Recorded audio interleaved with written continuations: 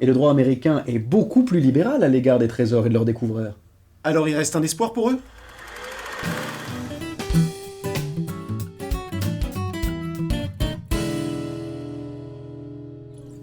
Quand Indiana Jones trouve l'arche perdue, il passe pas 3 heures à la préfecture derrière pour la déclarer.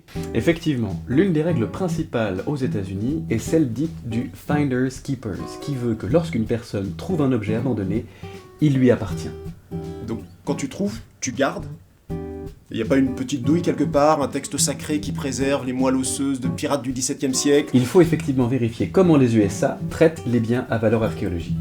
À ce titre, une législation a été progressivement mise en place avec, en 1906, l'Antiquities Act et en 1979 avec l'Archaeological Resources Protection Act, dite ARPA. Donc tu vas me dire que l'État a encore trouvé le moyen d'avoir la main mise sur tous les biens archéologiques?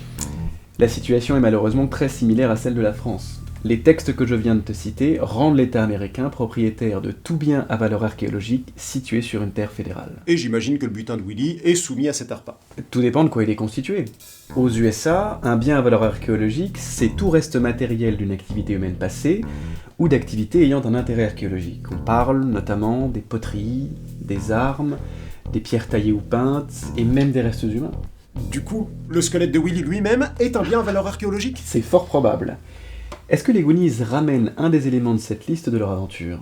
Alors de mémoire uniquement quelques rubis, quelques émeraudes, enfin juste de quoi se mettre bien. Oui, mais ce sont des pierres taillées, qui rentrent bien dans la catégorie que je viens de citer.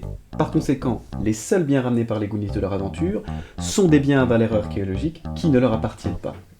Donc la règle du Finders Keepers, ce que je trouve m'appartient, fonctionne pas dans ce cas-là.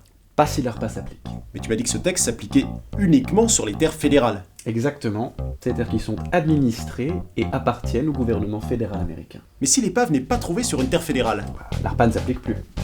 et les biens ne reviennent pas automatiquement à l'État américain. Exactement. C'est pourquoi la question de savoir si nous sommes ou non sur une terre fédérale est capitale, car elle entraîne l'application d'un droit différent, et donc d'une sanction ou d'une récompense différente.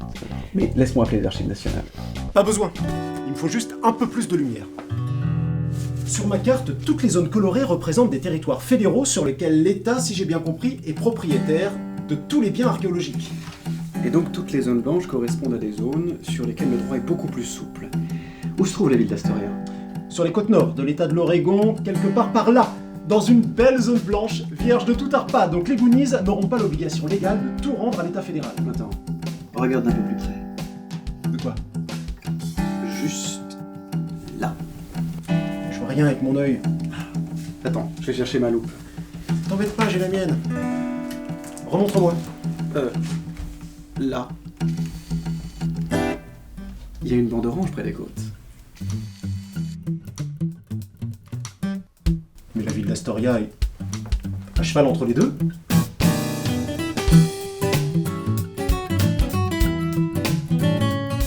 Mais tu les sors d'où, tes cartes? Bah, j'imagine du même endroit d'où tu sors tes codes.